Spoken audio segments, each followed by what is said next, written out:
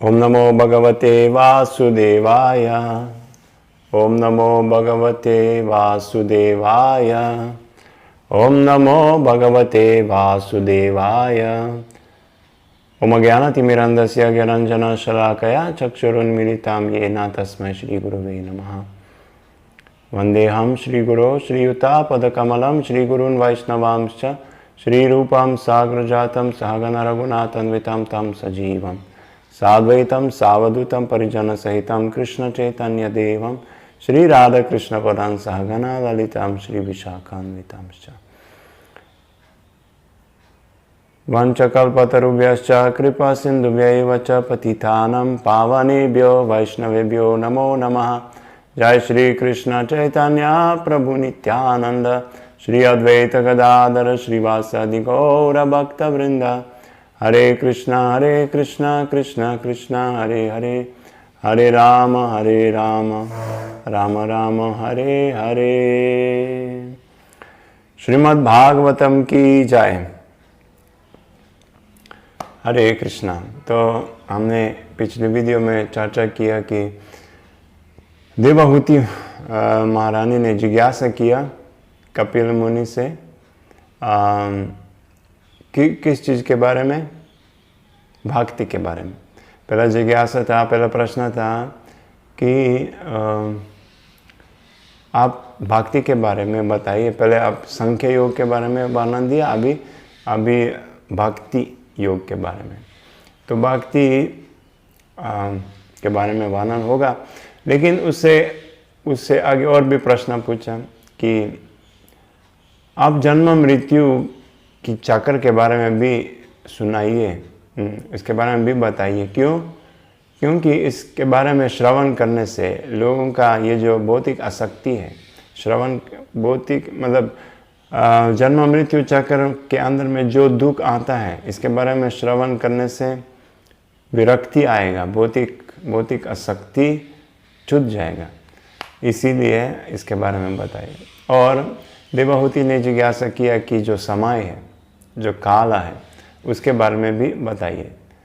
और श्रीमती देवहूति ने ये बता रही थी कि ये जो बद्ध जीव है, अज्ञान में रहते इस संसार में, वो बहुत परेशान है। इसीलिए जो ज्ञान दे रहे हैं केवल मेरे लिए नहीं, मेरे लिए भी और सारे जीवों के लिए, सारे बद्ध जीवों का जो कल्याण होगा इससे, इस ज्ञान श्रवण करने से। तो ये ऐसे जिज्ञासा था। तो अब हम देखेंगे, यहाँ मैत्रेय मुनि बीच में बताते श्लोक आता है कि मैत्रेय उवाच एति मातुर्वचक्ष्लक्ष्णं प्रातिनन्द्या महामुनिः अभाषे कुरु श्रेष्ठा प्रेतस्तं कुरु नार्दितः। मैत्रेय ने कहा कि इस प्रकार महान महामुनि कपिल देव वो बहुत प्रभावित थे इस प्रश्नों से और बहुत प्रसन्न भी थे, और उन्होंने आगे ज्ञान दिया। तो इस तात्पर्य में श्रील प्रभुपाद कुछ महत्वपूर्ण पॉइंट्स बिंदु बताते। तो कपिल मुनि प्रसन्न थे इस प्रश्नों से। क्यों इस प्रश्न से कपिल मुनि क्यों इतना प्रसन्न थे ऐसे प्रश्नों से, ऐसे जिज्ञासा करने से? क्योंकि देवहूति ने विचार किया, केवल अपने मुक्ति के बारे में विचार नहीं किया, परंतु बाकी जीवों के बारे में भी विचार किया कि केवल मेरे लिए मत बताओ, सबके लिए बताओ।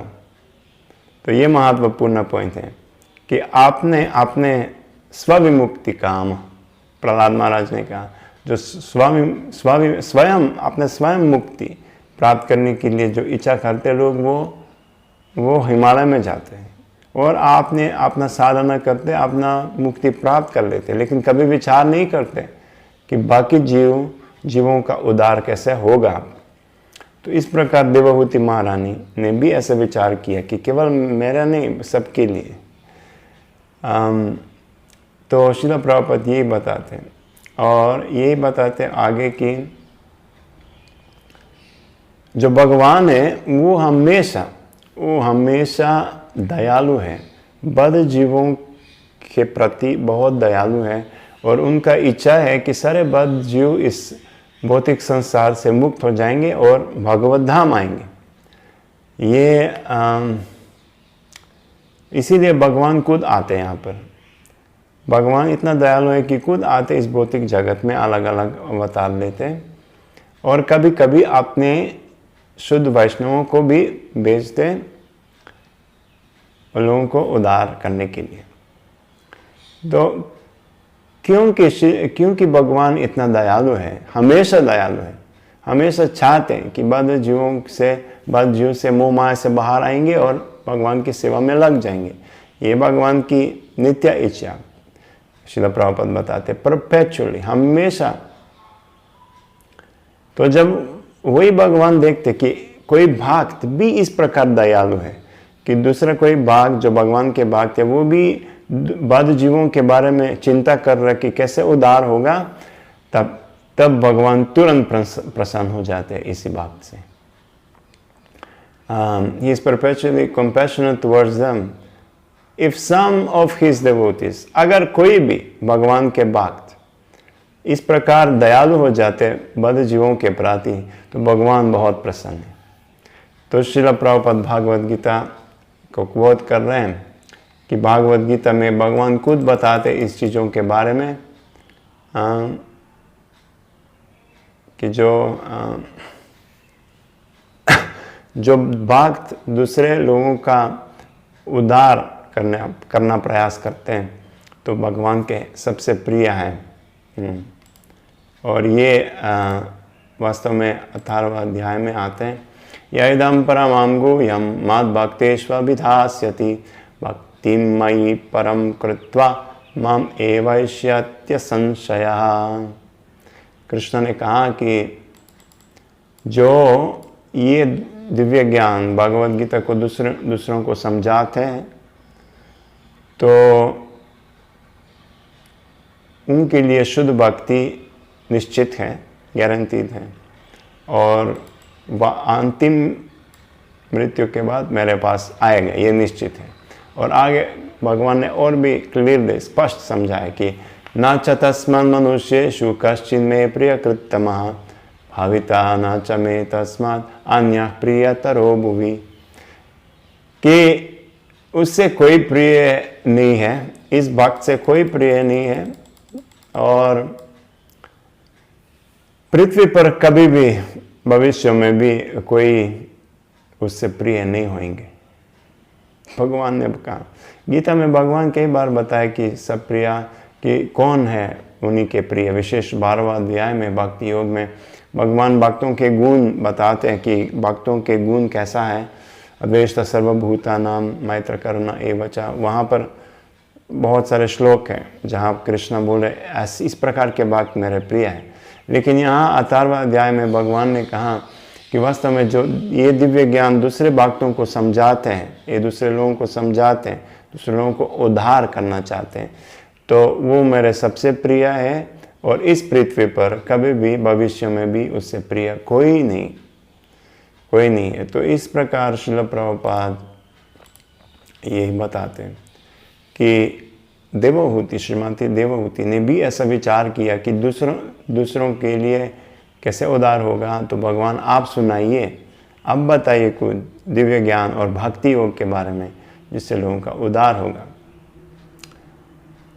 तो ये विचार, ये भाव जो थी, इससे भगवान बहुत प्रसन्न थे। तो इस प्रकार कपिल मुनि अपनी माँ की तरफ भी बहुत दयालु, उनका दया का भाव प्रकट हो गया। तो अभी आगे कपिल मुनि बताएंगे, क्या बताएंगे। श्री भगवान उवाच भक्ति योगो बहुविधो मार्गैर्भामिनि भाव्यते स्वभाव गुण मार्गेण पुंसं भवो विभिद्यते। तो कपिल मुनि ने कहा, भगवान ने कहा विभिन्न प्रकार के भक्ति योग के मार्ग है एक्चुअली, multifarious। भक्ति योग बहुविधा, बहु मतलब बहुत सारे, बहुत अलग विधा प्रकार के मार्ग है भक्ति योग। प्रकार कैसे हो जाते हैं, ये विभिन्न मार्ग कैसे हो सकते हैं? स्वभाव, अलग अलग लोगों का स्वभाव मतलब भौतिक स्वभाव। जो गुण मार्ग है ना, गुण भौतिक गुण, सत्वगुण, राजस गुण और तमोगुण, इस गुणों के हिसाब से विभिन्न प्रकार का मार्ग है भक्ति योग में। तो इसके बारे में श्रील प्रभुपाद ये बताते हैं कि भक्ति एक ही है। भक्ति तो कई बार हम सुनते हैं, भक्ति का डिफिनेशन, भक्ति का परिभाषा है अन्य अभिलाषिता शून्यान ज्ञान कर्माद्यनावृता अनुकूलेन कृष्णानुशीलनम भक्तिरुत्तमा, कि अन्य कोई इच्छा नहीं होना चाहिए, भगवान की प्रसन्नता के लिए सब कुछ करना है जैसे भगवान की इच्छा है। ज्ञान कर्म का जो कर्म का फल प्राप्त करने का, कर्म का फल जो है उसको प्राप्त करना भक्ति से, ये ज्ञान का जो मनोकल्पना है भगवान के बारे में, वो उससे भक्ति आवृत्त नहीं होना चाहिए। अन्य अभिलाषा, भौतिक इच्छा नहीं होना चाहिए। तो ये शुद्ध भक्ति है। तो इसे श्रील प्रभुपाद ने कहा भक्ति एक ही है, भक्ति एक ही है। शुद्ध भक्ति मतलब एक ही परिभाषा है। अभी क्यों यहाँ बोलते कि बहु मार्ग, बहुत सारे हैं, ये भौतिक बद्ध जीवों के हिसाब से अलग अलग है। तो इसके बारे में चर्चा करेंगे।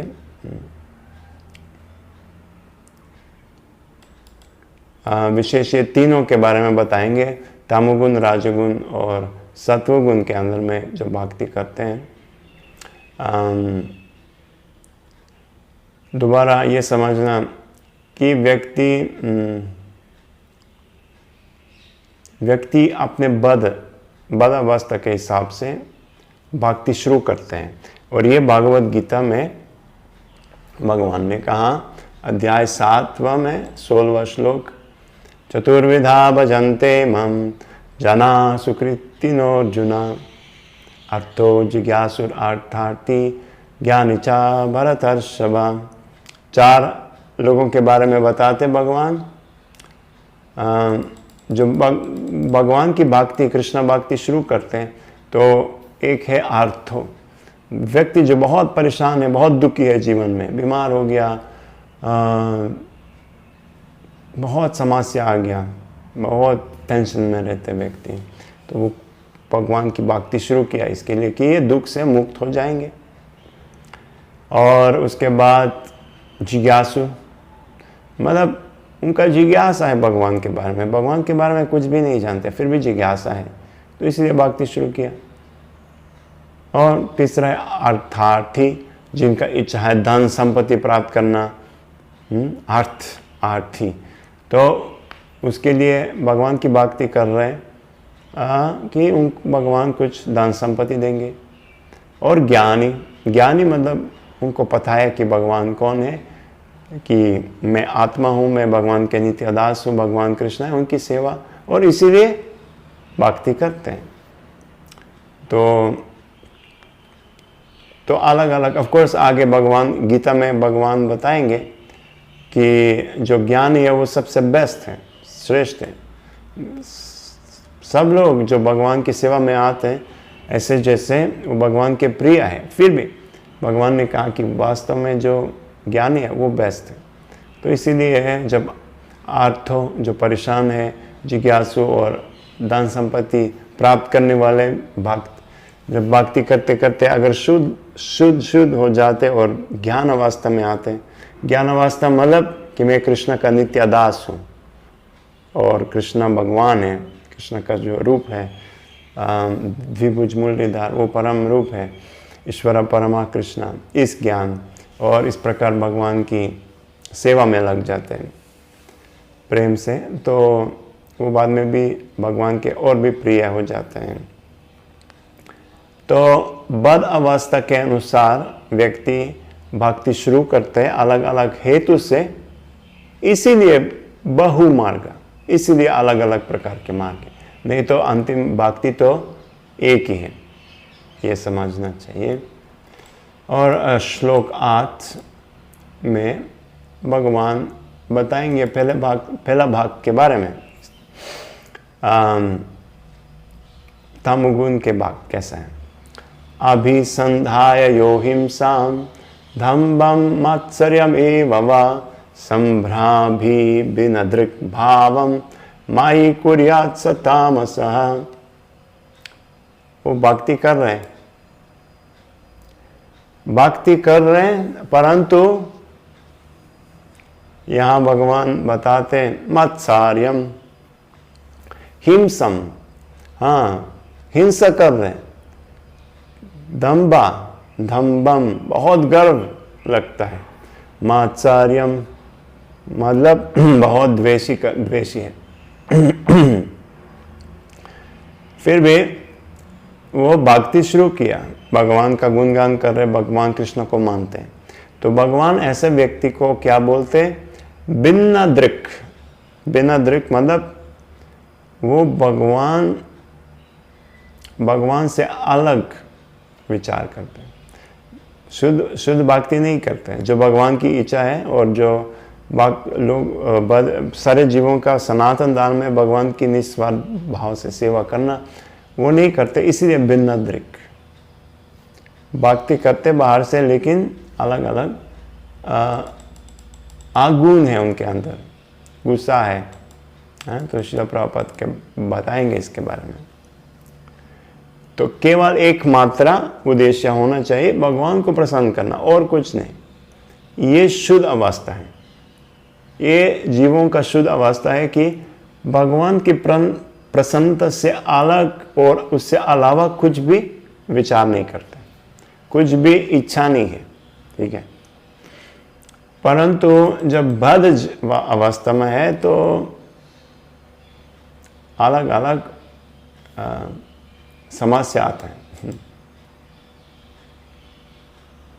तो इसीलिए एक बात ये यहाँ पर बता रहे श्रील प्रभुपाद कि बद्ध अवस्था में कोई भी तमोगुण, रजो, सत्वगुण जो भी है, प्रामाणिक गुरु के अंदर सेवा करना चाहिए, भगवान की भक्ति करना चाहिए। Under the direction of a bona fide spiritual master with motive to satisfy the supreme personality of Godhead is pure service. हाँ, गुरु के अंदर, प्रामाणिक गुरु के अंदर उद्देश्य होना चाहिए भगवान को प्रसन्न करना, ये शुद्ध है। परंतु अगर व्यक्ति कृष्ण भक्ति करते हैं लेकिन उनका उद्देश्य है व्यक्तिगत इंद्रिय भोग प्राप्त करना भक्ति से, तो इसको बोलते हैं भिन्न दृक्, वो सेपरेटिस्ट, अलग है। तो ऐसे व्यक्ति हिंसा भी कर सकते हैं, वो द्वेष भी करते हैं, गुस्सा भी करते हैं। तो मतलब वो भक्ति से अलग है। हाँ, वो भक्ति और भगवान की जो इच्छा है उससे अलग है, इसीलिए भिन्न दृक्। तो उदाहरण दिया श्रील प्रभुपाद की, व्यक्ति भगवान को की शरण में आते हैं लेकिन बहुत गर्व लगते हैं, हाँ, कि मैं बहुत अच्छे आदमी हूँ, बहुत अच्छा व्यक्ति हूँ, मैं बहुत एजुकेटेड हूँ, मैं बहुत बड़ा भक्त हूँ। क्योंकि मैं डॉक्टर हूँ। मैं बहुत बड़ा भक्त हूँ क्योंकि मेरे पास करोड़ रुपया है, करोड़ डॉलर्स हैं, जो भी, हाँ, कि मैं इतना सुंदर हूँ, मैं इतना पावरफुल हूँ, मेरा शरीर इतना ऐसा है। तो और भक्ति भी कर रहा हूँ, मैं बहुत बड़ा भक्त हूँ, इसीलिए मैं ये सब प्राप्त करना चाहता हूँ भक्ति से। और साथ साथ द्वेष करते हैं ऐसे भक्त दूसरे भक्तों को। ये भक्त बहुत अच्छा सेवा कर रहे, सब लोग उनका गुणगान करते हैं, तो हम द्वेष करते हैं। तो हम पीछे से बोलते हैं नहीं, आपको पता नहीं कि ये ऐसा है, ये तो बिल्कुल बेकार भक्त है। हाँ, द्वेष की वजह से बाद में एक दूसरों को परेशान करते हैं कि वो आगे नहीं बढ़ पाएंगे, कि उनका गुणगान नहीं होगा, मेरा होगा। ऐसे ऐसे गुस्सा करता है। कोई कुछ बोल दिया, प्रभु जी आप ये ऐसा ऐसा नहीं करना चाहिए एक्चुअली, तो ऐसे बोल दिया, तुम कौन है, तुम मुझे क्या बोलते हैं, हाँ मैं आपसे सीनियर हूँ, मेरा दीक्षा हुआ आपके दीक्षा से 1 साल पहले, 1 दिन पहले। तो ऐसे गुस्सा करते हैं, मिथ्यांकर के वजह से, दम्बा कपिल मुनि ने कहा। तो और ये है कि मैं बेस्ट देवोती हूँ, मैं शुद्ध भक्त हूँ। एक श्रील प्रभुपाद के शिष्य ने कहा जर्मनी से, उन्होंने बताया कि उन्होंने बुक डिस्ट्रीब्यूशन लीडिंग किया, पुस्तक वितरण, और उन्होंने बहुत सारे नए भक्तों को बिठाया गाड़ी में और सिखाया कैसे बुक वितरण करना है, प्रभुपाद के गीता वितरण जर्मनी में। तो वो कई बार जब उन्होंने कुछ गाड़ी भी चलाया, वैन जिसमें पुस्तक थे, बाग थे सब पीछे, तो चला रहे और पीछे से दो बाग एक दूसरे को मारते ऐसे। तो उन्होंने रोक दिया, क्या हुआ, क्यों युद्ध कर रहे, क्यों एक दूसरे को मार रहे हैं। तो एक ने कहा, उन्होंने कहा कि मैं शुद्ध बात नहीं हूँ, इसलिए युद्ध किया। तो ये है कनिष्ठ अधिकारी। नया बाग कई बार हम सोचते हैं, जो हम अभी तो मैं 16 माला कर रहा हूँ, 4 नियम पालन कर रहा हूँ, बुक डिस्ट्रीब्यूशन कर रहा हूँ, ये सब कर रहा हूँ, बहुत आनंद भी आता है। तो ऐसा लग रहा है कि हम तो शुद्ध भक्त थे, हम पूरा भौतिक आसक्तियों को छोड़ दिया, हाँ अभी मैं शुद्ध भक्त हूँ, ब्रह्मचारी हूँ। तो बाद में बीच में कोई कुछ बोल दिया कि आप तो शुद्ध भक्त नहीं है, ऐसा ये कुछ गलती दिखाई दिया, देखो ये तो गलत से कर रहे हैं, तो इतना गुस्सा आता है, तो मार दिया। तो मुझे क्या बोलते हैं, मैं तो शुद्ध भक्त हूँ, कैसे बोल सकते हैं ऐसा मुझे। तो ये नया भक्त, और इसको बोलते हैं कनिष्ठ अधिकारी। भक्तों का स्वभाव है। ऑफ कोर्स बहुत वर्षों के बाद 4 नियम और 16 माला करने के बाद जब ये विचार आया कि मैं तो बहुत पतित हूँ, मैं बहुत नीच हूँ, मेरे अंदर बहुत सारे भौतिक इच्छा है, मैं शुद्ध भक्त से बहुत दूर हूँ, तब मतलब कि व्यक्ति प्रगति कर रहे भक्ति में। और शुरुआत में ये आता है विचार। तो मतलब जब ऐसा विचार है कि मैं बहुत अच्छा भक्त हूँ, मैं बहुत अच्छा सेवा कर रहा हूँ, तो मतलब कि हम बिना दृक, हम शुद्ध अवस्था में नहीं है तब तक। कई बार भक्त प्रचार भी करते हैं, बहुत अच्छा प्रचार, लेकिन दूसरे भक्तों को अनुमति नहीं देते कि यहाँ कोई आए, यहाँ केवल मैं ही प्रचार करूँ, मेरा जोन है, ये मेरा जोन है, यहाँ अंदर कोई नहीं आएगा प्रचार के लिए। तो ये भी भिन्न दृक है कि हम जानते हैं, हम सुनते हैं, श्रील प्रभुपाद बताते और शास्त्रों में वर्णन है, अगर कोई भक्त आया तो हम बहुत खुशी होना चाहिए, हाँ उनको स्वागत करना, और हाँ हम एक दूसरे को मदद कर सकते हैं प्रचार में। बट अगर हम सोचते कि ये मेरा जोन है, मैं और मेरा क्षेत्र है जहाँ मैं प्रचार कर रहा हूँ और मैं यहाँ पर मुख्य भक्त हूँ, तो ये भी भिन्न दृक है। ये भी हमारा तो कुछ है नहीं, भगवान का है, धन संपत्ति क्षेत्र भगवान का है, हम भी भगवान के, हम प्रयास कर रहे सेवा करने के लिए। और अगर कोई भक्त आया तो बहुत अच्छा है हमारे लिए और सबके लिए। तो ये सब उन्होंने कहा, हाँ ये सब तामगुण का भक्ति है। विश्वनाथ चक्रवर्ती ठाकुर बताते अगर वैष्णव है परंतु तो उनका चरित्र इतना अच्छा नहीं है, जैसे कि ये द्वेष, हिंसा कर रहे, गुस्सा कर रहे ज़्यादा, तो ऐसे भक्तों का संगति हमें नहीं करना चाहिए। तो क्योंकि उन्होंने भगवान को स्वीकार किया और भगवान की पूजा और सेवा करते हैं, इसके लिए हम उनको आधार करते हैं। परंतु हम ऐसे भक्तों का संगति ज़्यादा नहीं करते हैं।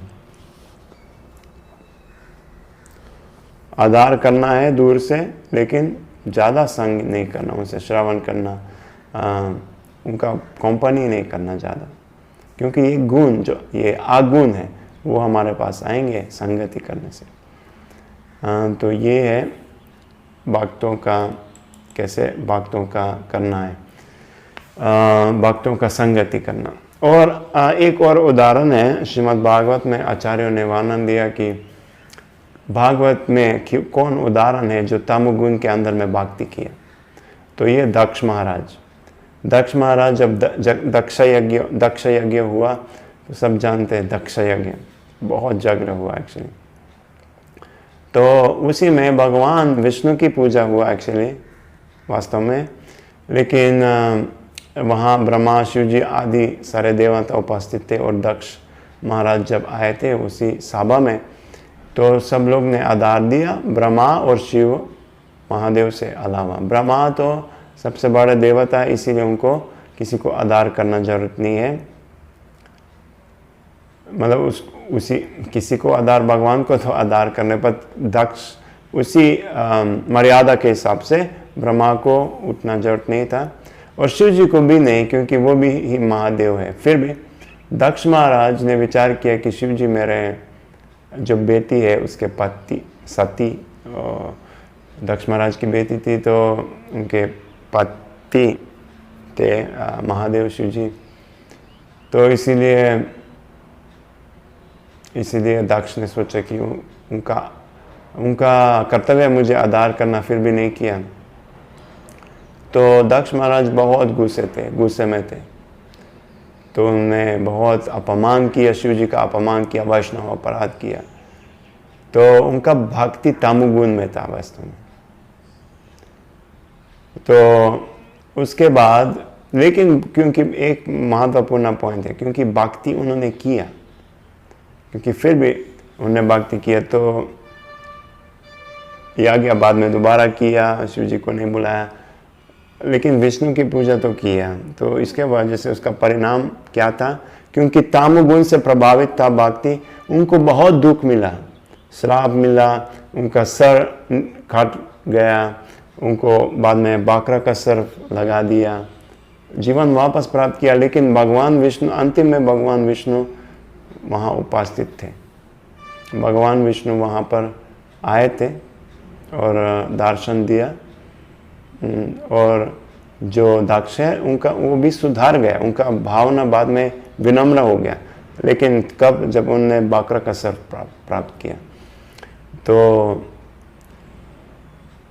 ये एक चीज़ है, अगर हम तमोगुण से प्रभावित है और भक्ति करते, तो मतलब बहुत दुख, बहुत कष्ट लेना पड़ेगा उसी मार्ग में। लेकिन अंतिम में अगर हम करते रहेंगे भक्ति, तो इसी तमोगुण से मुक्त हो जाएंगे, फिर भी भगवान की कृपा मिल जाएगा, लेकिन बहुत कष्ट होगा। इसलिए ये अच्छा तो नहीं है, फिर भी भक्ति जो भी गुण है हमारे अंदर, ये आगुण, हमें उससे मतलब भक्ति करना है, भक्ति एकमात्र उपाय है। तो आज हम यहाँ तक चर्चा करेंगे कि तमोगुण के अंदर में अगर हम भक्ति कर रहे, दुख होगा, परंतु दुख हमारे लिए और दूसरों के लिए भी, क्योंकि हम दूसरों को अपमान कर रहे तो अच्छा नहीं लगता है, बाद में इसी अपमान के वजह से भगवान अप्रसन्न हो जाते हैं, तो हम लोग दुख भी पाएंगे अगर हम तमोगुण के अंदर में। और लेकिन क्योंकि हम भक्ति कर रहे हैं, तो उसके हिसाब से निहाभिक्रामनाशस्ति, कुछ भी भगवान के लिए किया, तो भगवान की संबंध में कुछ किया, तो उसका जो लाभ है, वो जो पुण्य है, वो निहाभिक्रामनाशस्ति, कभी भी नाश नहीं हो सकते। इसीलिए हर एक व्यक्ति के लिए जो भी गुण अवगुण है, भक्ति करना एकमात्र उपाय है। तो और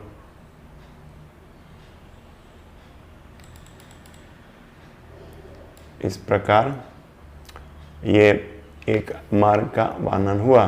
तो कपिल मुनि आगे भी बताएंगे कि राजगुण और सत्वगुण के अंदर में कैसे भक्ति करना है। बाद में भेदभाव के बारे में और बहुत सारे विषयों के बारे में चर्चा होगा। श्रीमद् भागवतम की जय, कपिल मुनि की जय, देवहूति महारानी की जय, श्रील प्रभुपाद की जय। हरे कृष्ण।